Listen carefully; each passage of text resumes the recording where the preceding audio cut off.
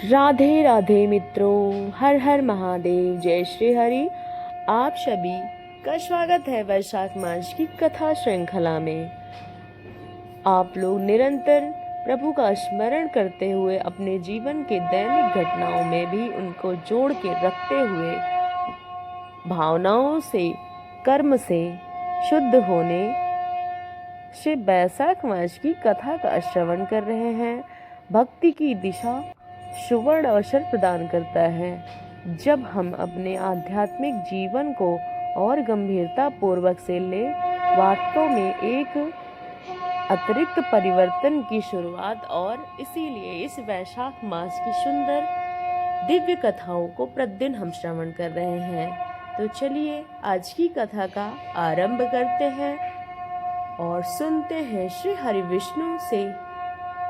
विष्णु माता लक्ष्मी से जुड़ी हुई पौराणिक कथा। आइए आज की कथा को आरंभ करते हैं। पूर्व काल में मनोजवम नाम से प्रसिद्ध एक चंद्रवंशी राजा हो गए। उनके प्रत्येक वर्ष यज्ञों द्वारा देवताओं को अन्न राशि से, ब्राह्मणों को श्राद्ध से पितरों को तृप्त किया था। वो सदैव वेदों का अध्ययन स्वाध्याय करते और इस प्रकार राजा मनोजव धर्म पूर्वक पृथ्वी का पालन करते थे। उनके शासन काल में उस राज्य में कोई शत्रु नहीं रहा था।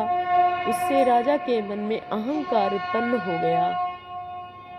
जहाँ अहंकार आ जाता है वहाँ लोभ, मद, काम, क्रोध, हिंसा और मोह में डालने वाली असूया या सभी प्रकार के प्रकृति जिस पुरुष में यह उत्पन्न होते हैं, वह पुरुष पौत्र और संपत्तियों के साथ अपने प्राणों से भी हाथ धो बैठता है।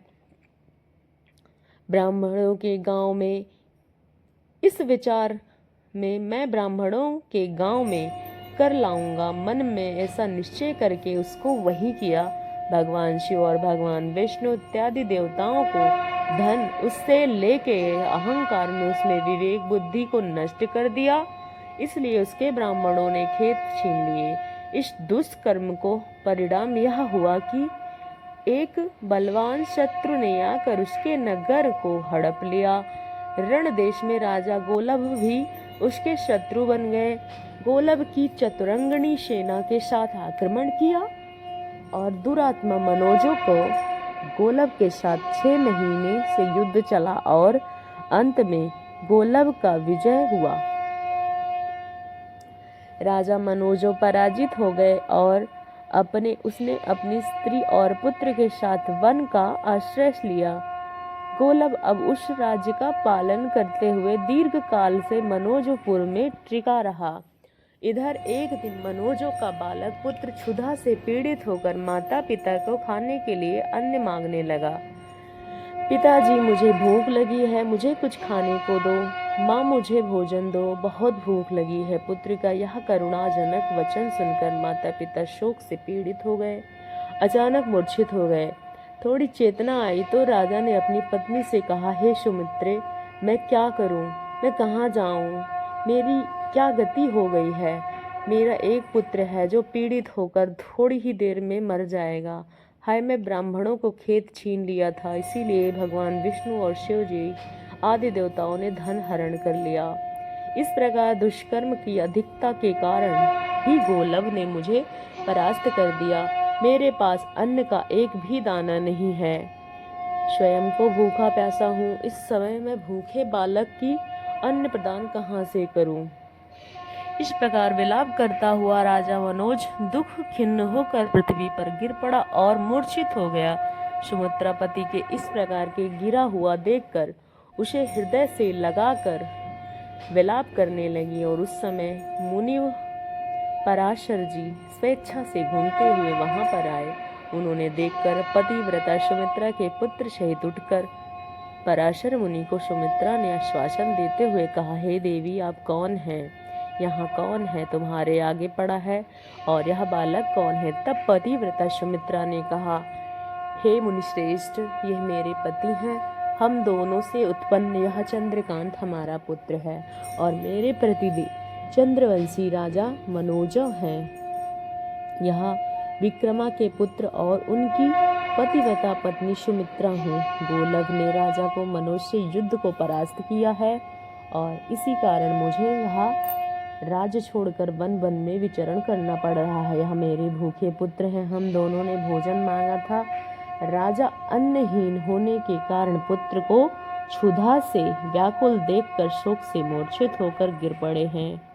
रानी द्वारा यह सारी बातें सुनकर दयालु पराशर ने, तुम्हें किस प्रकार का भय नहीं होना चाहिए। अब मैं तुम सबका अमंगल शीघ्र ही नष्ट हो जाएगा। ऐसा कहकर मंत्र जाप करते हुए भगवान शंकर का ध्यान करके पराशर मुनि ने अपने हाथ से राजा का स्पर्श किया। महामुनि के हाथ का स्पर्श पाते ही राजा मनोज मूर्छा से त्याग कर खड़े हो गए।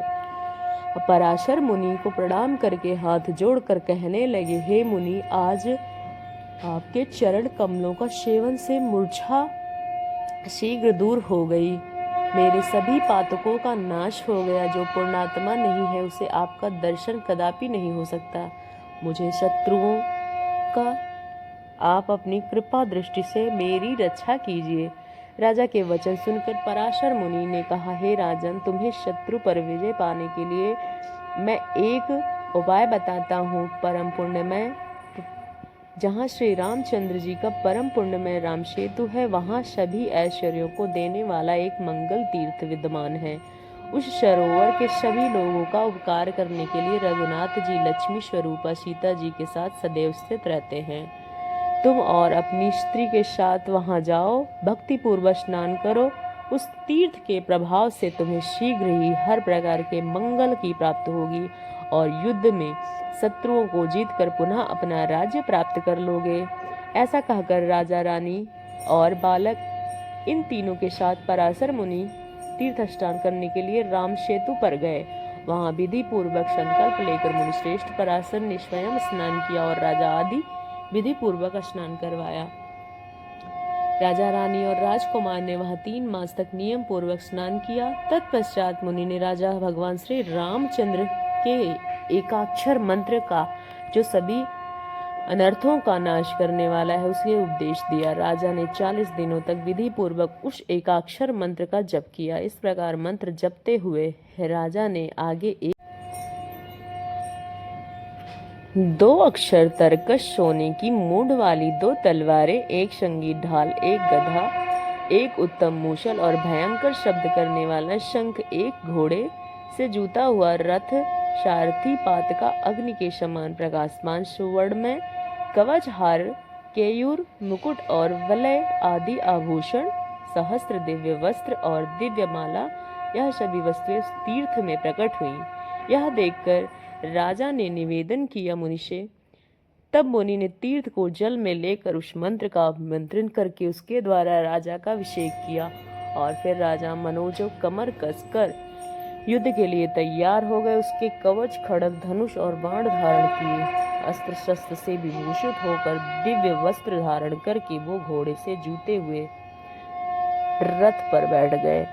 महामुनि पराशर ने राजा का अंग रहस्य प्रयोग और उपसंहार की विधि के साथ ब्रह्मास्त्र आदि उपदेश दिया। राजा ने रथ से उतरकर मुनि को प्रणाम किया और आशीर्वाद लेकर अपनी आज्ञा पाकर उसी परिक्रमा करने वाली पत्नी पुत्र के साथ विजय के लिए रथ पर आरूढ़ होकर नगर पहुंच गए। शंखनाद सुनकर गोलभ सेना के साथ युद्ध के लिए तुरंत बाहर आया। मनोजों के साथ 3 दिनों तक उसका युद्ध चला और चौथे दिन मनोजों ने युद्ध में ब्रह्मास्त्र का प्रयोग करके सेना सहित कुल का नष्ट कर दिया। उसके बाद स्त्री और पुत्र सहित नगर में आकर संपूर्ण पृथ्वी का पालन करने लगा और सभी से उसने कभी भी अहंकार नहीं किया और सभी दोषों को त्याग दिया। अहिंसा, अनिंद्रिय संयम और धर्म का सदैव तत्पर रहता और सहस्त्र वर्षों तक राजा ने पृथ्वी का पालन किया और फिर विरुक्त होकर अपने पुत्र को राज्य देकर वे गंधमादन पर्वत पर मंगल तीर्थ में गए। वहां हृदय से सदैव भगवान विष्णु का ध्यान करते हुए तपस्या में संलग्न हो गए और अपने शरीर का मनोजों में उस तीर्थ महात्मन के शिवलोक को प्राप्त किया। उसकी पत्नी सुमित्रा भी शरीर का आलिंगन करके चिता पे आरूढ़ हो गई। इस प्रकार मंगल तीर्थ की सर्वथा प्रयत्न करने सेवा करने योग्य है। यह तीर्थ अतिशय सुंदर और कल्याणमय है। मनुष्य जो सदा भोग और मोक्ष दोनों देने वाला है। जो मनुष्य इस तीर्थ में स्नान करता है वह एकांत रामनाथ नामक उत्तम क्षेत्र को जाता है। वह सभी का अनुग्रह करने की इच्छा से भगवान श्री राम, सीता माता, लक्ष्मण जी और हनुमान आदि के साथ निवास करते हैं। सूत गोस्वामी द्वारा इस कथा को सुनकर ऋषियों ने पूछा, हे सूत जी, इस क्षेत्र का नाम एकांत रामनाथ कैसे हुआ? यह सुनकर गोस्वामी ने कहा, पूर्व काल में दशरथ नंदन श्री रामचंद्र जी ने सुग्रीव, विभीषण, लक्ष्मण और हनुमान जी के इन सब के साथ वानरों द्वारा बांधे हुए सेतु पर समुद्र के बीच में एकांत प्रदेश में मन ही मन सीता का चिंतन करते हुए कुछ सलाह करने लगे। उस समय समुद्र में अपने उत्तल तरंगों के साथ जोर जोर से गर्जना करने लगा। उसकी भयंकर ध्वनि बढ़ गई, इसलिए वह परस्पर में बातचीत करते नहीं सुन पा रहे थे। तो तभी श्री रामचंद्र जी ने उस समुद्र को बलपूर्वक काबू में करने से राक्षसों को मारने के विषय में एकांत में उन सब के साथ परामर्श किया और इसलिए वह क्षेत्र का नाम एकांत रामनाथ हो गया। तो यह थी आज की हमारी वैशाख मास की कथा श्रृंखला। अगर अच्छी लगी है कथा तो चैनल को सब्सक्राइब कीजिए और वीडियो को लाइक कीजिएगा। ज़्यादा से ज़्यादा शेयर और कमेंट करना ना भूलिएगा। आप सभी के ऊपर भगवान श्री हरि माता लक्ष्मी की कृपा ऐसी ही बनी रहे, इसी आशा के साथ हम आपसे विदा लेते हैं।